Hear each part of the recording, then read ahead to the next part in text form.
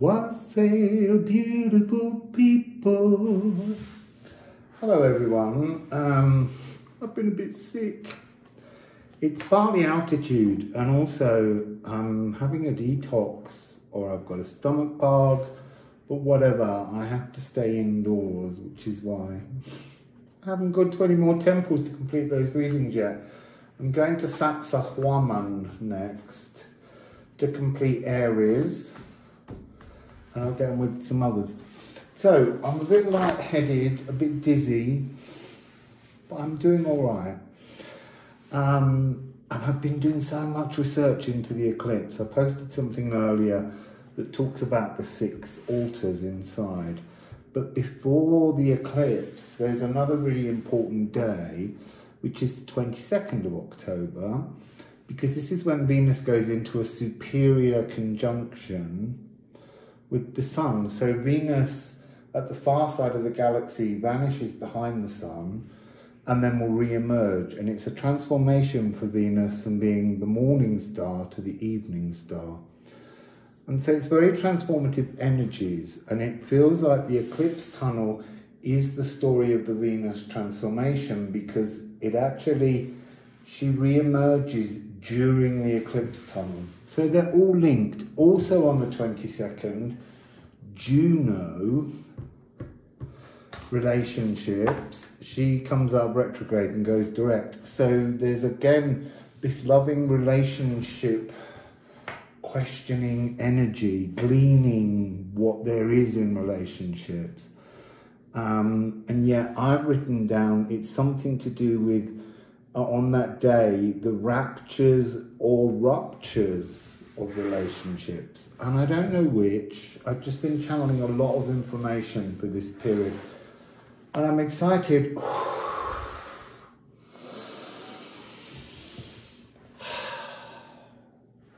when I talk and get excited, breathing's a little bit more troubled.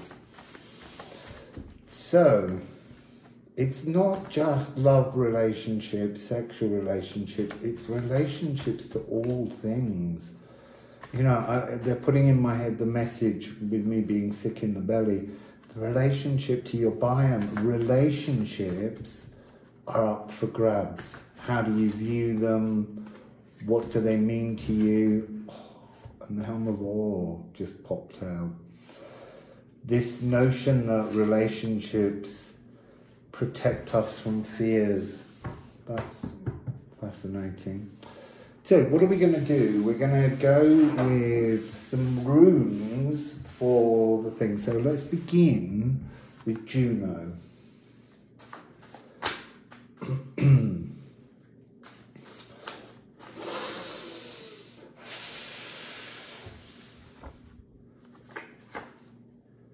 Juno, seat of the soul, sacral, 13, creativity.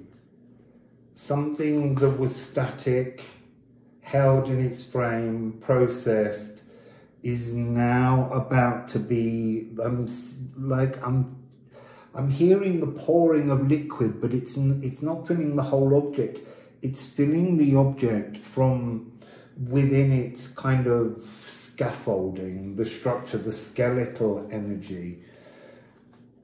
So it's limited, but it's a really big energy going in, but it's limited in that it's kind of refilling the skeleton, so that, or the trunk, refilling the trunk so that new roots can grow. The Juno energy is sacral. A little bit trippy, I want to say, because the yew tree can make you hallucinate. So it will be an internal feeling, and Anguilla, but it came out upside down just to say don't show resistance.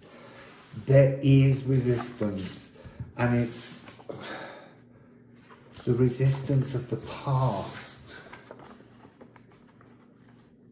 The changes that are afoot all around are being held in a kind of energy that can't be unlocked and lifted into the now by the past. There's a resistance to seeing the past.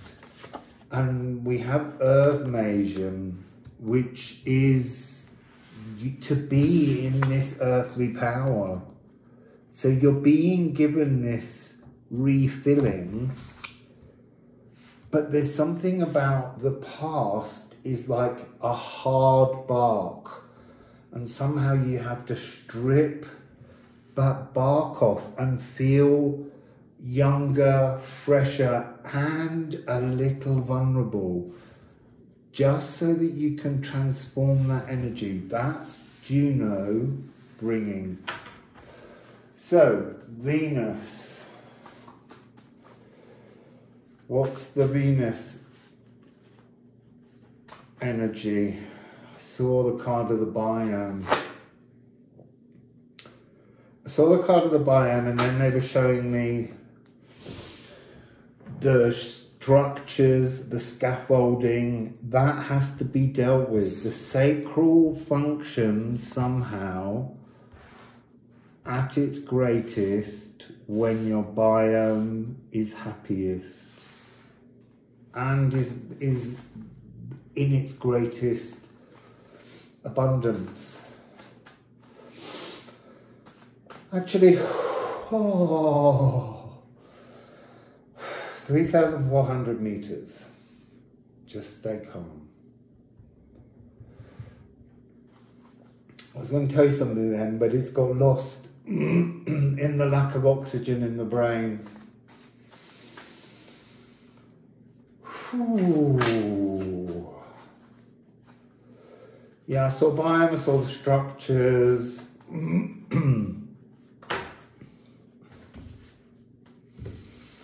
Okay, this is a lot.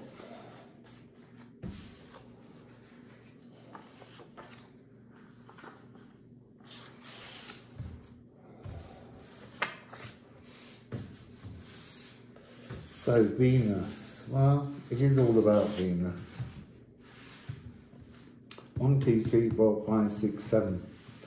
That's interesting because there are 6 columns or 6 altars with 2 columns each, making 12. And that's the first 6 days inside the tunnel, then the middle, and then the last 3 days. And that is the period. Well, it's not 3 days, it's 6, because they're 2 days each. But what I mean is, we've been given that energy. So, the first part of the journey, which as Venus and we enter, is the fire of life, fire. To burn your way back to your sacral. I mean, you can see in these symbols the key code of how to fit these on and create each other from each other. There's something very obviously, I want to say like clockwork, but that's not what I mean.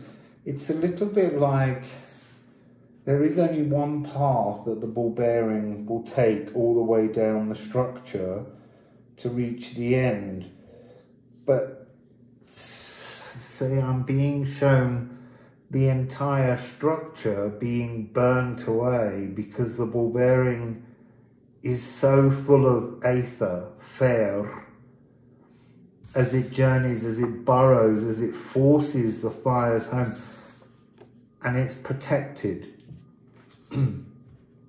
It's like the whole energy here is a series of, it's like interdimensional flashes of like one part of you going in one door and another part going in another door, or a leg going there, and they're all rebuilding until it filters down somehow in the transformation to a single door. It's like choosing different dimensional influences and piling them all into a new frame. And then on Null Island in the middle, which is the 1st of November, it's when that emotional bleed stops.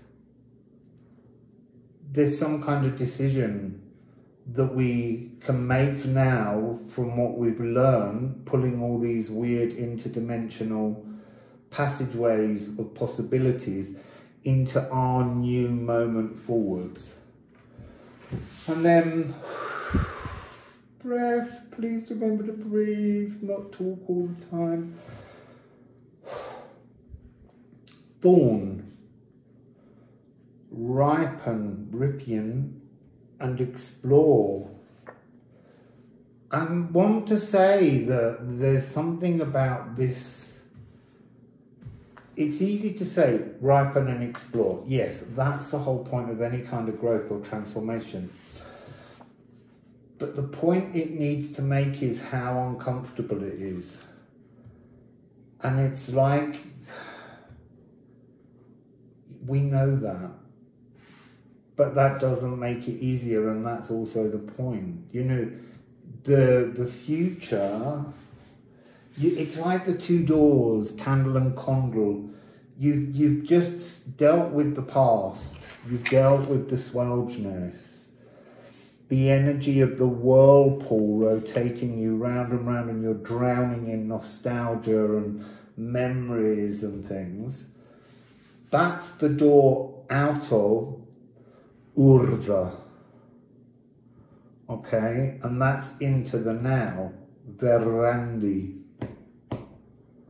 And then the future is Skuld. So there's a door either side of the present.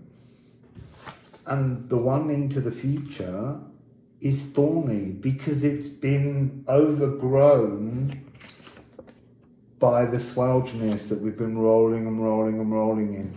And we're trying to get to our earthly power, but there's something bloated about it right now because it's not in its right focus, because this eclipse tunnel is the thing that opens all those different dimensions and possibilities.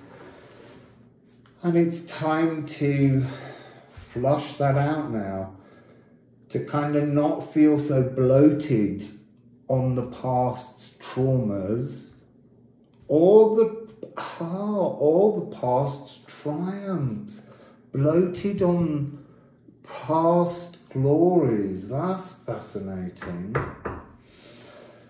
So Venus is trying to entice you to go on a painful journey. Why wouldn't you? So here we have the sun. I'm asking which way I'm meant to pull them. Apparently like that. There we go. Dej, purge. This is a purge. This moment, it's purging. It's also the moment when the morning star goes behind the sun and re-emerges as the evening star. Interesting that it's purging by going into the darkness. And then into the darkness, into the shadows, into where the nutrients are. Look, you take a seed, you put it in the ground, you give it water, and it grows. And what's the first thing it does? It pushes down into the shadows. And why does it do it? It's not just to be balanced, because you can't grow up until you've got some kind of anchor, but it's also searching the shadows, the darkness of the soil for nutrients.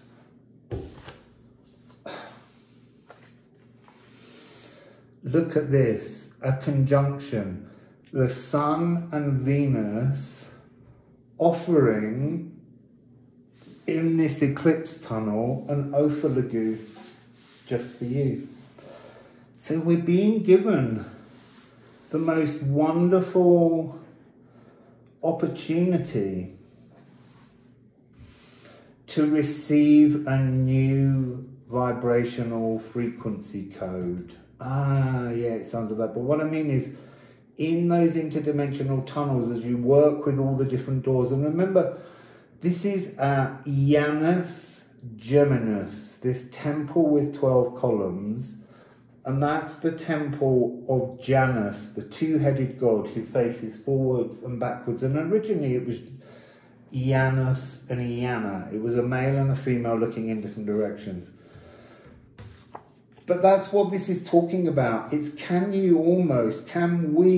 embody the energy of the Sun and Venus and look in the different directions like a Janus, but made up.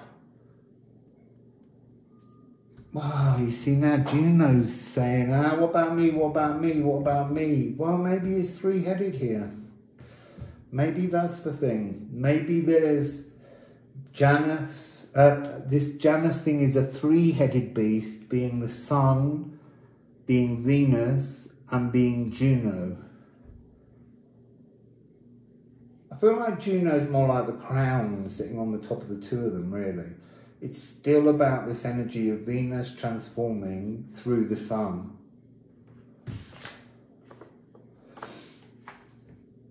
Knafa, blood-scented. All these tests, somehow there's something about when you get your code and your vibration changes, they're saying that that's got something to do with the flow of the blood songs. So ancestral memories, ancestral hiccups, traumas, problems that are echoed within ourselves and our blood suddenly become transformed, because this is about traditions changing as much as anything. It's moving out of the past again. So that's what the Sun's offering, that moving out of the past.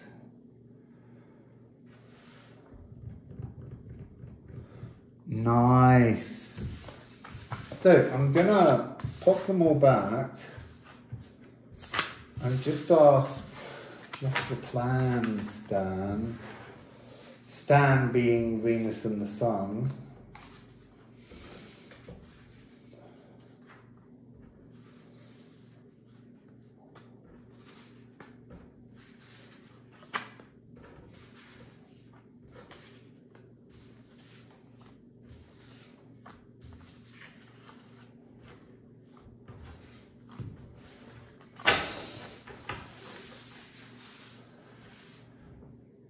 That's so interesting. All the way through that, they were making my mind go through a series of trying to do things with the letters of Venus and the Sun to make them into one name.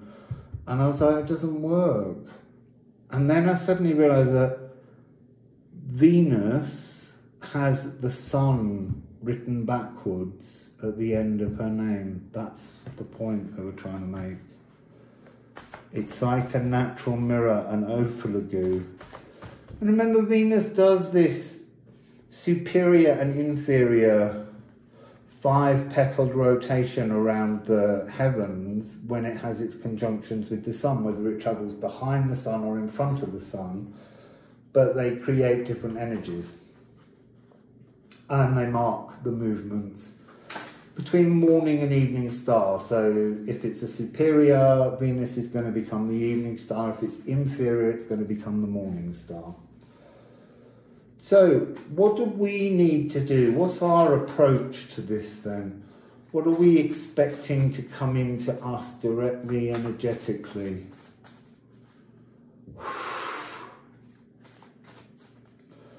Gotta remember to breathe, gotta remember to breathe. What are we expecting? A future, here is schooled. What are we expecting from this? To untangle our future, to move towards something new, to transform in this tunnel. Don't ignore the majesty, the power, the opportunity, the wisdom, the Gununga gapness of an eclipse tunnel. And this eclipse tunnel is the one I was actually born in 54 years ago. So I was born in it, and this is its third return for me.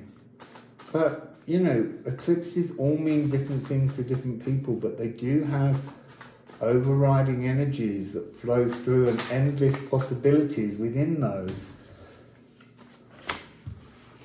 So, what can we expect? This is that energy of resistance again. But it's also, because you've got ice gripped, earth's grip. So it's east and earth grip. There's a sense of the need to release physically, not spiritually, as part of this. Oh, what can you expect? Sun conjunct Venus, life force, to your personal Yggdrasil tree. It's almost like they're showing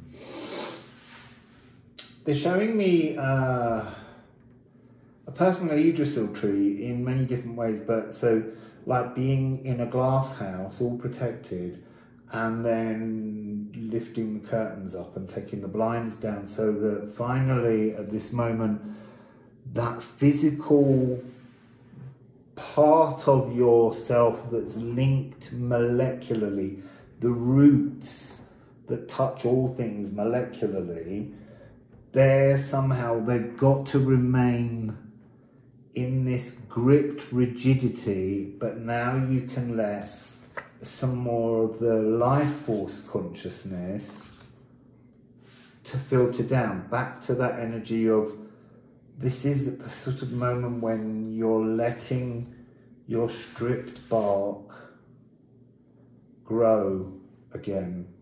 To remark 1626, 1129, that's 2 11s, 1111. Change the future, change your future. So, you see, so when an eclipse tunnel opens, it's like shaking up a snow globe of dimensions, and you get the chance to pull in the different ones by thinking about, philosophizing and dealing with the energies that the frequency offers. But we need to bear our soul, our personal Yggdrasil tree, to life force, to let it grow. So it's pruning back and transforming. What else can we expect? I want to know why the evening star and things is appropriate. So, Gununga Gap, the seed, 2 seeds. Anchor the 2 parts of your body, your 2 in your heart, your consciousness and your physical heart. All of your physical molecules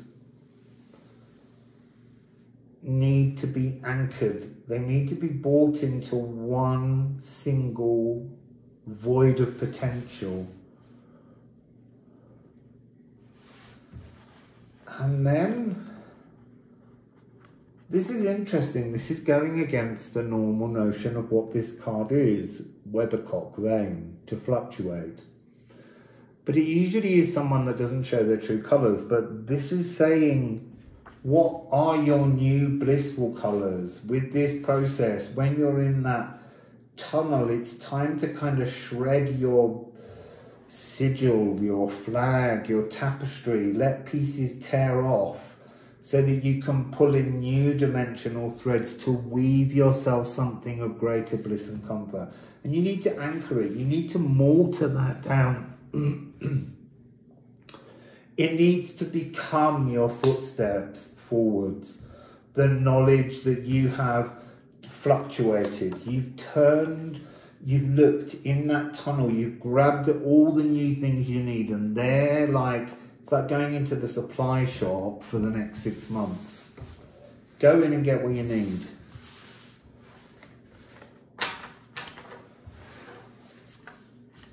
(22nd of October, which is 3 days before the eclipse, the partial solar eclipse, Sarah Series 124, and that will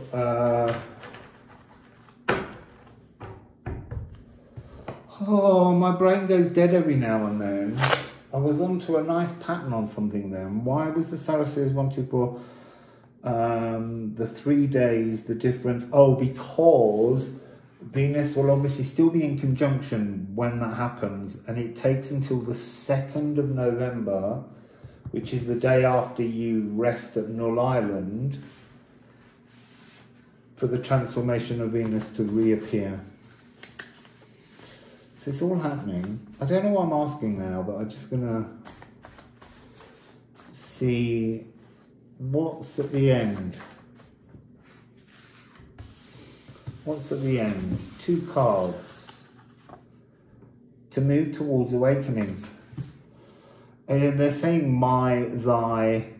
It's coming back into yourself, moving your soul somehow. There's something about this. It's like being fed a whole series of new energetic threads from within the tunnel, and that will move you towards a physical awakening.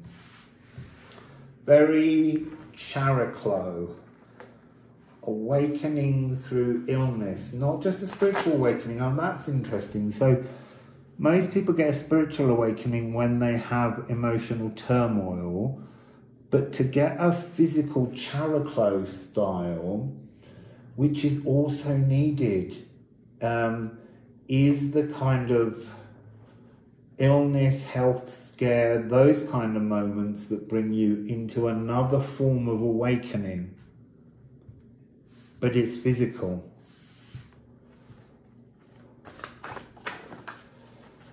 Was, there it is. That's what we've been waiting for. So at the very beginning, when all of that stuff went down inside the structure, now it's rising out. So there's something about the need for the spiritual awakening of the higher heart, if we call it that, the Venus energy, that's the spiritual, conscious, emotional side. So this other heart side is the love of the body, but it's that energy of absorbing the pain of yourself and releasing it. And that's what you can learn in this tunnel. What Venus's other side is. See, we can say that she's the higher heart, but she's also linked to the lower heart, just as Saturn has to be linked to the higher heart. So they're a woven, integrated oneness of 2 different forms of energy. That's half the deck. There we go.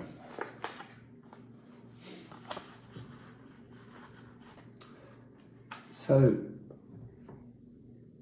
from this point, it's like we're on a journey to heal the biome, harvesting the wisdom of the biome. And that will take us to the 2 eclipses that will take place, the 2 eclipse seasons next year, 2023. It's a year triggering an awakening of the physical body to the health of the biome, to the health of the consciousness, to the completion of us as a spiritual being. In those multi-dimensions that we get a chance to understand more during an eclipse tunnel. So, any final message? Any final message? Oh.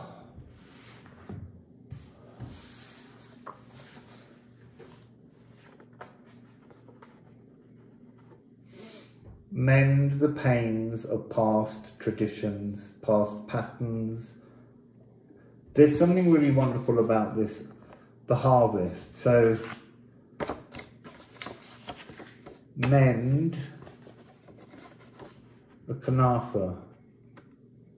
It's like it's only resonating in the Swelgeness. Balance the Swelgeness and the future, and then you can pull that Gunungagat possibility that's just thought, you can bring it down into the physical world and harvest. And over here we've got another lot.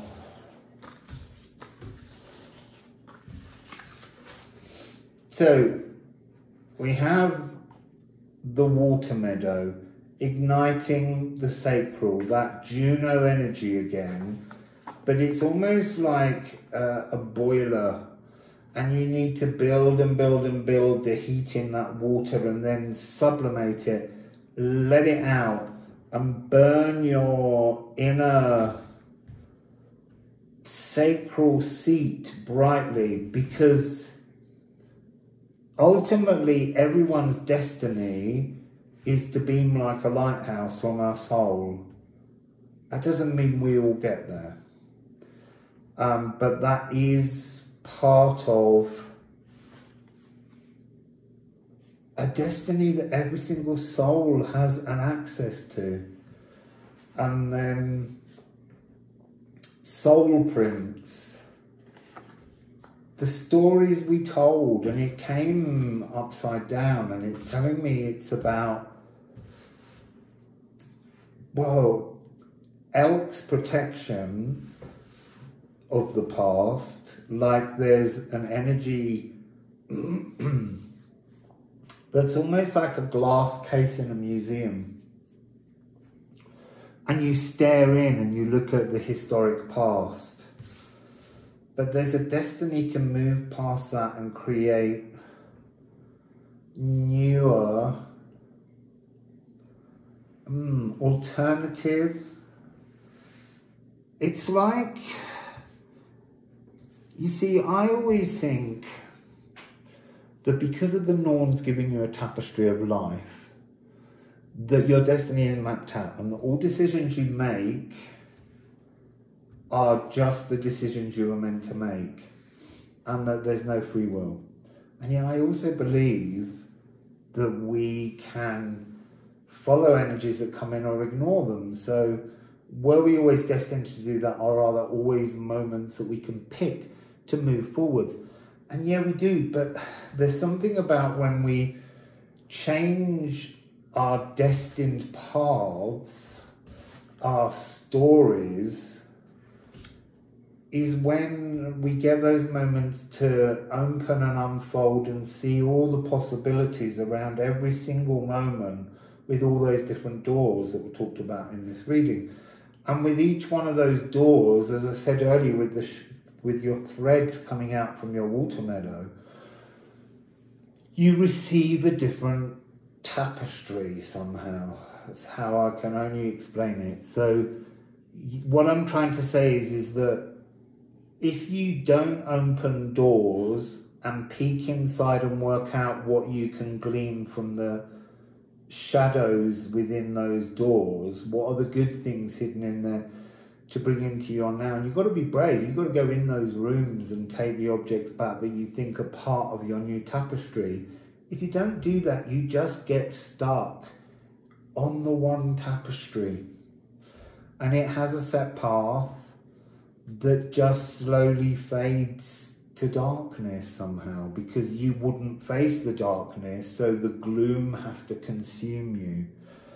And every time you open doors and move forwards, you raise frequencies, you change possibilities, and your tapestry transforms. That's beautiful. Fluctuate, people.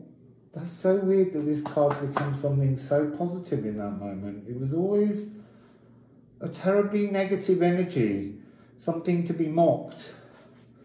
But that's what I like about the runes. They have so much hidden within inside them that we've honed them down as cards, and you hope that you pin things down just like the tapestries. but the runes just open and remind you of all kinds of other stories as you see them lying next to each other. And those open the possibilities to new frequencies, new energies, and new vibrations.